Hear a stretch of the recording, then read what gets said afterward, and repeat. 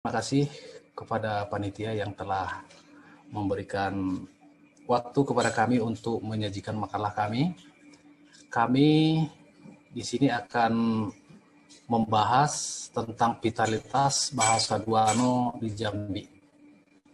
Saya bersama Ibu Dr. Alemina Buru Parangin yang institusi berasal dari Universitas Sumatera Utara. Saya sendiri berasal dari Kantor Bahasa Provinsi Jambi. Baiklah, saya mulai dari latar belakang permasalahan. Yang pertama yang perlu kami sampaikan bahwa ada orang laut atau sering juga disebut suku laut. Secara umum atau secara kaprah kadang disebut ini sebagai satu suku. Padahal sebenarnya tidak. Kalau kita buatkan dia dalam bentuk diagram Venn, cerita tentang suku laut itu sebenarnya adalah kumpulan dari kelompok-kelompok suku, ya. Jadi dalam bentuk diagram Venn, salah satu dari kelompok suku ini itulah yang disebut dengan suku Duano. Kemudian kalau kita melihat dari penjabaran yang dibuat oleh Kanta Cerlekul dan Amriko dan kawan-kawan, bahwa orang laut itu terdiri dari berbagai macam kelompok suku. Di antaranya itu ada disebut dengan suku Seletar atau orang Seletar, ada orang Mantang, ada orang Bajau, ada orang Sekah, ada orang Mapor, dan lain-lain. Maka salah satu dari antara kelompok orang laut atau disebut dengan suku laut, itu sebenarnya ada disebut dengan suku Duano. Secara geografis, suku Duano ini ada di perairan Selat Malaka, yang ruang lingkupnya kurang lebih kami buatkan seperti ini, ya. Yang pertama ada dia di Semenanjung Melaka di Malaysia. Yang kedua juga orang Duano itu ada di wilayah Provinsi Riau. Yang ketiga juga ada di wilayah Provinsi Kepulauan Riau. Kemudian ada juga di wilayah Provinsi Jambi.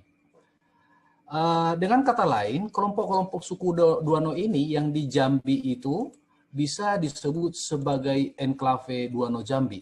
Di antara keseluruhan yang ada disebut sebagai bahasa Duano, kelompok yang di Jambi ini bisa dianggap sebagai enklave Duano.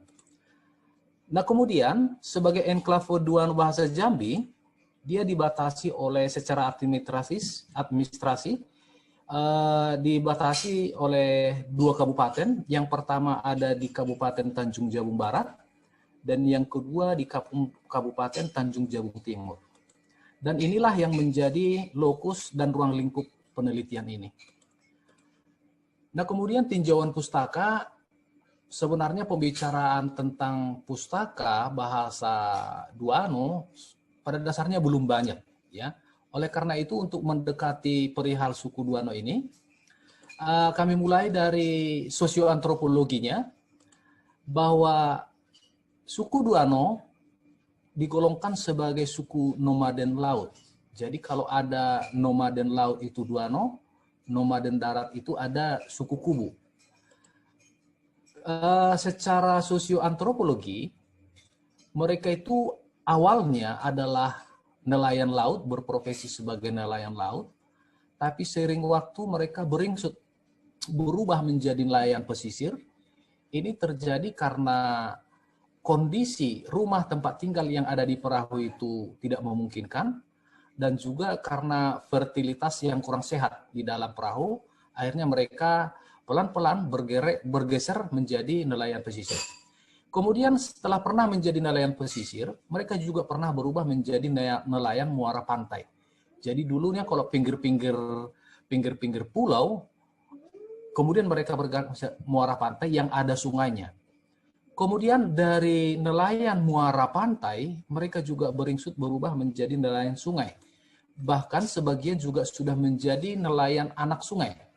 Bahkan pada kondisi terakhir kita lihat, mereka sudah ada yang berubah menjadi petani. Hal yang perlu kita catat adalah bahwa perubahan itu sebenarnya seiring dengan perubahan meninggalkan atau menanggalkan sejumlah sistem kebudayaan, diantaranya sistem teknologi, sistem adat, sistem ritual. Jadi dari nelayan laut sampai kepada petani ada unsur-unsur yang hilang dari segi sistem kebudayaannya. Maka pertanyaan yang kedua adalah bagaimana dengan bahasa? Pertanyaan inilah sekaligus yang menjadi masalah dalam penelitian ini. Masalah dalam penelitian ini dibatasi pada vitalitas bahasa Duano itu sendiri. Kemudian tinjauan pustaka yang lain, kita bisa melihat di buku J.M. Malalatua dalam Ensiklopedia Suku Bangsa, dan kemudian juga kita lihat dari pendapat atau penilaian dari Lenhart yang diacu oleh Anmriko dan lain-lain, dan kawan-kawannya, yang menyebutkan bahwa suku Duano itu sebenarnya termasuk ke dalam kelompok Proto-Melayu. Kemudian secara linguistik, itu tadi kami sebutkan tidak terlalu banyak. Yang menelitinya itu Underberg, jadi juga tidak terlalu luas penelitiannya.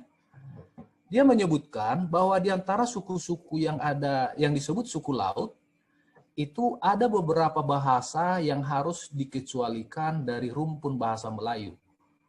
Termasuk itu adalah bahasa Duano sendiri yang dianggap tidak termasuk ke dalam rumpun Melayu. Nah, memang benar dalam pengamatan kami 4 tahun yang lalu bahwa penelitian tentang sintaksis saya hadirkan di sini contohnya seperti ini. Ada kalimat, cara membacanya, aro mang pergi tedola, ami-rami menit sumbun, molo ia muat.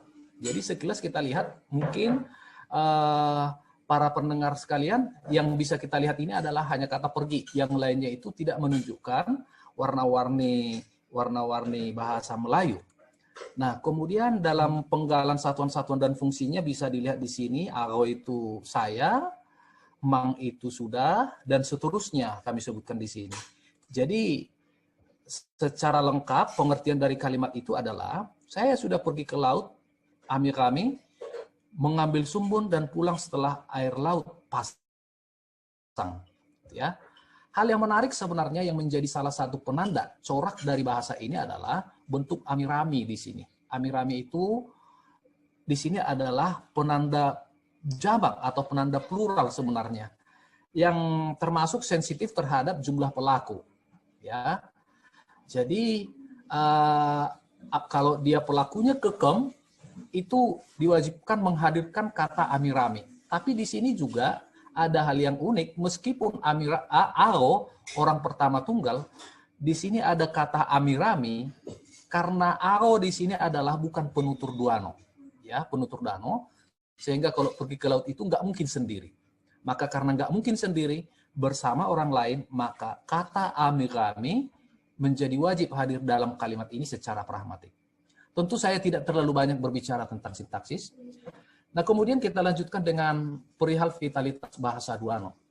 Yang disebut dengan vitalitas itu adalah daya hidup suatu bahasa apabila diukur dari sejumlah kriteria ataupun indikator. Klasifikasi daya hidup yang diusulkan oleh Badan Bahasa itu setidaknya ada 6. Yang pertama ada disebut dengan kelas aman atau safe. Disebut safe apabila bahasa itu mampu bertahan, dianggap mampu bertahan, dan diharapkan masih dipelajari oleh semua anak-anak dan semua orang dalam kelompok penduduk tersebut. Kelas yang kedua adalah stabil, tapi perlu dirawat. Statusnya adalah apabila orang tua sampai dengan anak-anak masih menggunakan, tapi dalam jumlah penutur yang sangat sedikit. Kemudian yang ketiga ada disebut dengan kelas yang mengalami kemunduran. Itu artinya apabila penuturnya orang tua dan anak-anak, tapi ada sebagian anak yang tidak menggunakannya lagi, ya mungkin sebagian kecil, tapi sebagian besar masih menggunakan. Ada yang keempat disebut dengan terancam. Terancam itu apabila nanti bahasa penuturnya itu terdiri dari usia 20 tahun ke atas ditambah dengan orang tua. Jadi terlihat di sini dia anak-anak 20 tahun ke bawah tidak lagi menggunakan. Kemudian kelas yang kelima adalah sangat terancam. Disebut sangat terancam apabila penuturnya sudah berada di atas 40 tahun ditambah dengan orang tua. Dan yang terakhir ada disebut dengan kelas kritis apabila penuturnya itu ada di atas usia 70 tahun dan jumlahnya sangat sedikit. Nah, kemudian metodologi yang kita lakukan untuk mencari mengecek vitalitas ini ada dua, yaitu kualitatif dan kami gunakan untuk memeriksa ataupun mencari vitalitas bahasa Duano. Ada dua bentuk, yaitu deskriptif kualitatif, kemudian deskriptif kuantitatif.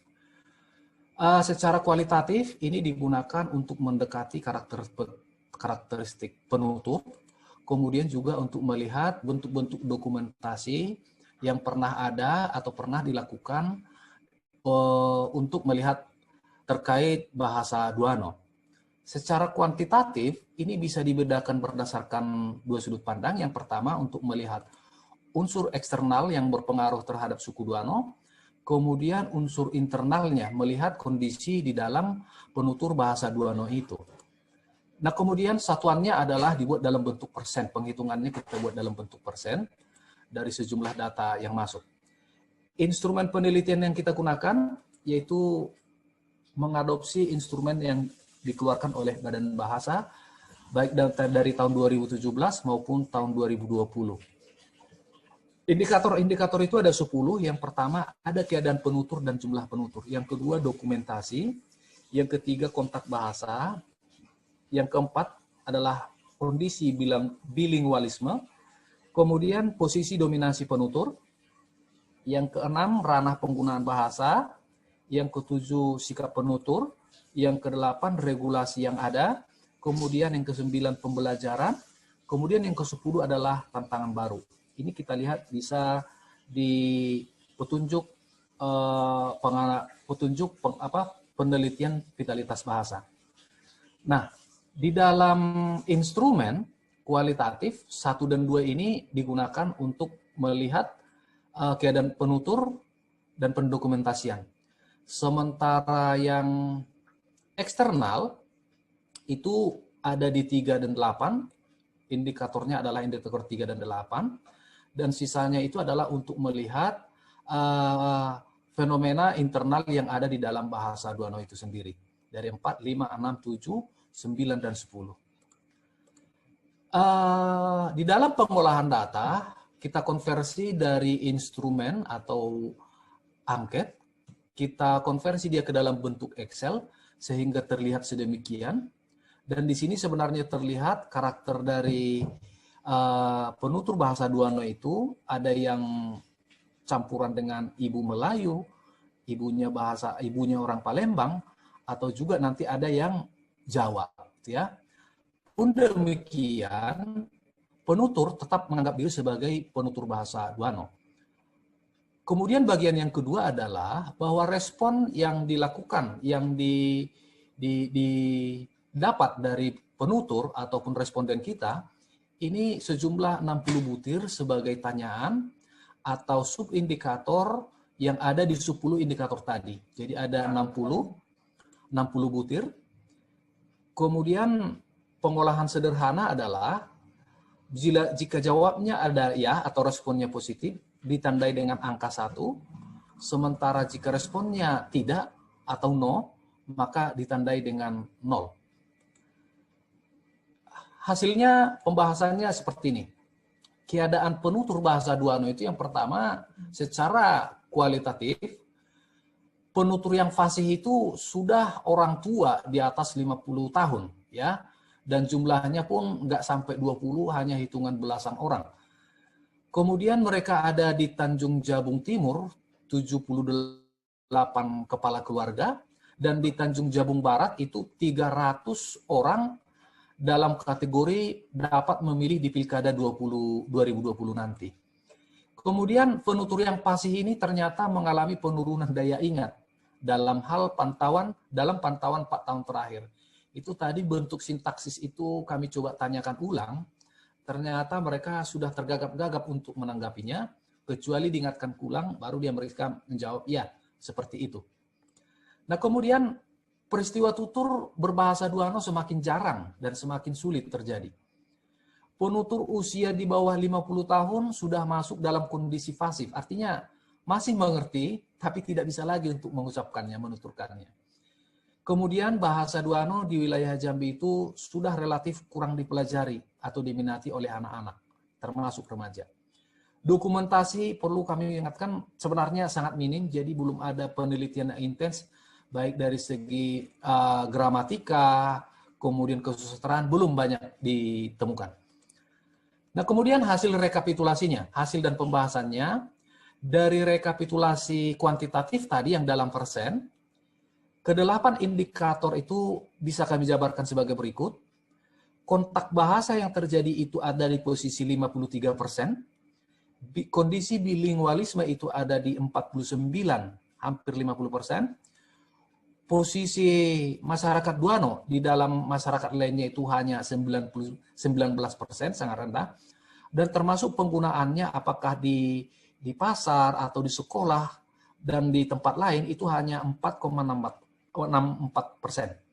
Sikap mereka pun sangat rendah, yaitu termasuk dalam kebanggaannya, kemudian dalam peneguran kalau ada salah, niat untuk berbahasa Duano itu hanya 23,3%. Perda ataupun peraturan-peraturan adat yang bisa digunakan itu tidak terlalu banyak, dan sebenarnya ini nyaris tidak ada, dan hanya responnya hanya 4,3%. Pembelajaran di sekolah, baik oleh guru ataupun secara formal, teguran di bertutur sapa dengan orang kesehatan itu sangat minim. Kemudian pandangan mereka bahwa kemampuan bahasa Duano untuk menghadapi tantangan baru itu hanya 7,18%.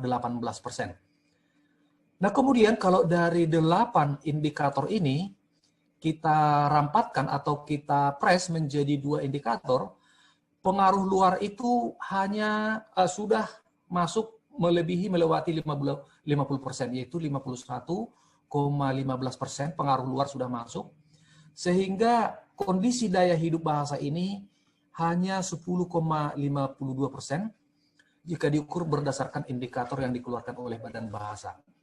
Sebagai penutup, bila kita ingat tadi proyeksi terhadap klasifikasi vitalitas daya hidup yang disalin dia awal, yaitu ada safe, aman sampai kritis, maka bisa kita tandai seperti ini sebagai penutup. Bila kita proyeksikan tadi terhadap klasifikasi vitalitas bahasa yang diajukan oleh Badan Bahasa disalin dia awal, maka kalau kita perhatikan, kelas safe itu mampu bertahan tapi diharapkan dipelajari semua anak. Ini di bahasa Duano tidak mungkin. Yang kedua, kelas bahasanya stabil, artinya digunakan oleh orang tua dan anak-anak, ini juga tidak. Kemudian mengalami kemunduran, masih digunakan oleh anak-anak, ini juga sebenarnya tidak, karena anak-anak yang menggunakan itu hanya kecil, nggak sampai 5%. Kemudian di kelas 4 itu terancam, usianya di atas 20 tahun, ini juga tidak. Karena sudah saya sebutkan tadi bahwa itu sebenarnya di bawah 50 tahun, dia 50 tahun ke bawah sudah pasif. Kemungkinan besarnya adalah bahwa bahasa itu sudah sangat terancam karena penuturnya berada di usia 40 tahun dan orang tua bahkan sudah mengarah kepada kritis, yaitu penuturnya sudah 70 tahun ke atas dan sedikit. Baik, itulah yang bisa kami sampaikan tentang vitalitas bahasa Duano. Kami mengucapkan terima kasih. Horas, Mojuah-juah.